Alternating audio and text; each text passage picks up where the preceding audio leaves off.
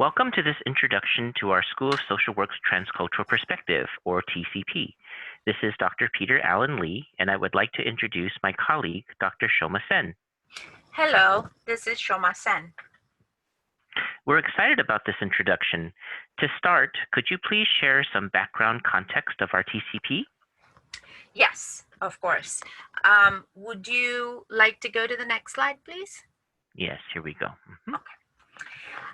And so the Council of Social Work Education, our accrediting body, requires that we prepare our students to work effectively with diverse populations and to advance social and economic justice. CSWE also mandates that social work education prepare students to be competent in their understanding of differences in shaping life experience, recognizing dynamics of power and privilege, challenging personal biases through self-awareness, and interacting with clients and communities as learners, while recognizing that the clients and communities are the knowers of their lived experience. So in this slide, we can see that we are really focused on competency number 2, which is engage diversity and difference in practice. Yes, thank you.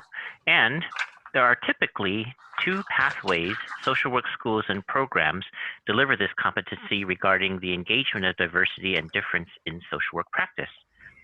So it could be through a dedicated course on diversity, or by infusing diversity and difference in the curriculum.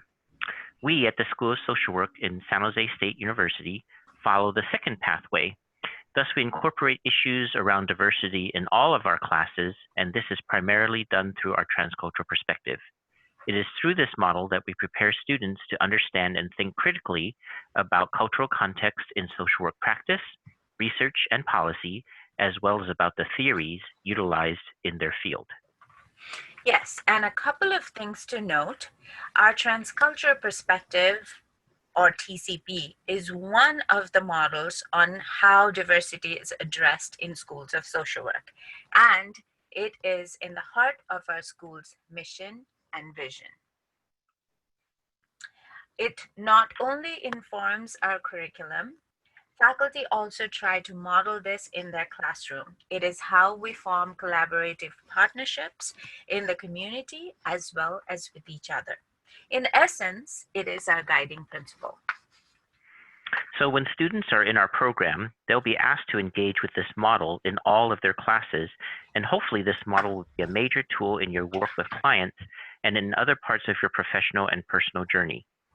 Finally, this is a model that can be used both as a process model as well as a model for assessment. What does this mean? So it means that this model is versatile enough to be used to build relationships, personal, professional. Thus, it is a process model, but it can also be used to assess a client situation and in designing interventions. Thus, it is an assessment model. Utility of this model will become clear as you start to apply it. This introduction is mainly to describe the basic domains of the TCP. The transcultural perspective embraces 5 interrelated but distinct dimensions of diversity. They are cultural knowledge, that is, recognizing the importance of culture in social work at all levels of practice, understanding the dynamics of power, privilege, and oppression, understanding positionality and self-reflexivity, which means maintaining a capacity for critically evaluating one's own social location and cultural perspective, respectful partnership, which means demonstrating respect in one's interaction with client systems, and cultural competence, translating principles into culturally responsive actions. Each dimension or domain is interlocked and as a whole forms an integrative model. And culture is at the center of this model. Now, what is culture? An important point to keep in mind is that by culture, we do not mean just ethnicity, but in fact, culture is defined as shared lifestyles, customs, habits, skills, technology, arts, sciences, religion, values, political behavior, language, and history that characterize a particular group of people at a particular time and place. In fact, it is really representing the entire ethos of a certain group of people. And also to keep in mind that culture can be fluid. The key phrase here being a particular group of people. The group identity can be determined by gender, sexual orientation, age, disability or able-bodiedness, religion, socioeconomic status, immigration status, etc. Good. So let's start with cultural knowledge. This dimension emphasizes the importance of understanding concepts and processes related to culture and how these impact social work practice. Practice grounded in knowledge of culture acknowledges the variations among individuals based on their culture. This dimension therefore focuses on how individuals and communities construct both their material world, for example, their shelter, their food, art, music, dance, etc., and their social world, their belief systems, their social roles, kinship, spirituality, parenting, health, mental health, education, etc. So, thus, just to clarify, the cultural knowledge then both affirms the facets of human behavior that are common across culture, and it also provides an understanding of differences, these differences across culture, as pointed out by Dr. Lee.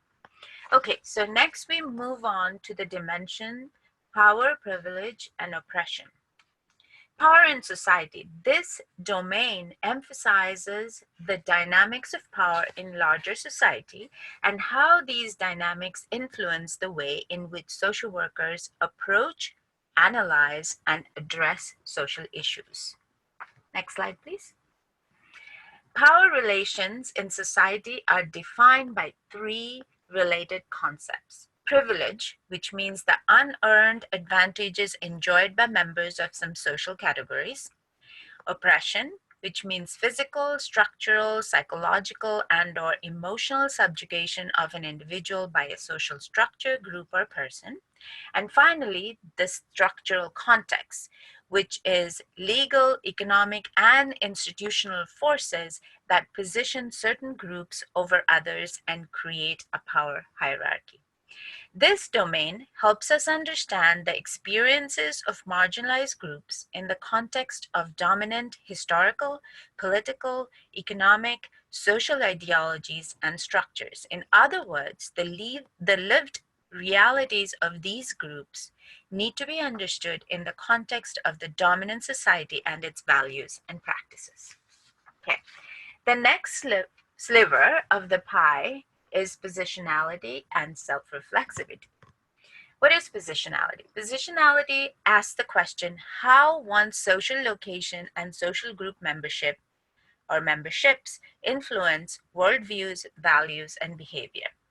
One's social location is often defined by an individual's age, gender, socioeconomic status, sexual orientation, etc. This element refers to the multiple identities and social locations, also termed as intersectionality, since the social location of an individual lies at the intersection of multiple group memberships. It is important to note that some of these group memberships may be powerful, while others may reflect marginalization. Self-reflexivity, on the other hand, encompasses a critical awareness regarding one's positionality. Such critical awareness allows social workers to reflect on their social position in the bigger social context and their life experience and how these impact their interactions with clients, their perception of social problems, and ultimately their conceptualization of interventions.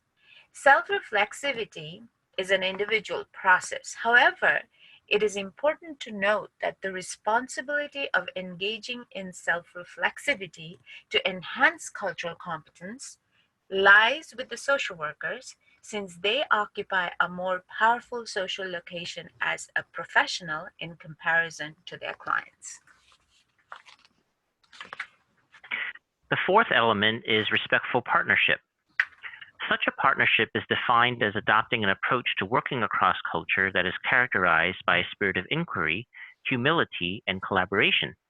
This domain helps social workers approach their clients as the experts of their lives and engage in client-centered work. This requires social workers to set aside their own assumptions and be guided by the client-client system in developing culturally grounded interventions. Creating respectful partnerships requires, quote, an attitude of learning about cultural differences, unquote, while committing to developing mutually beneficial, non-paternalistic partnerships. The final and fifth dimension of this model is cultural competence.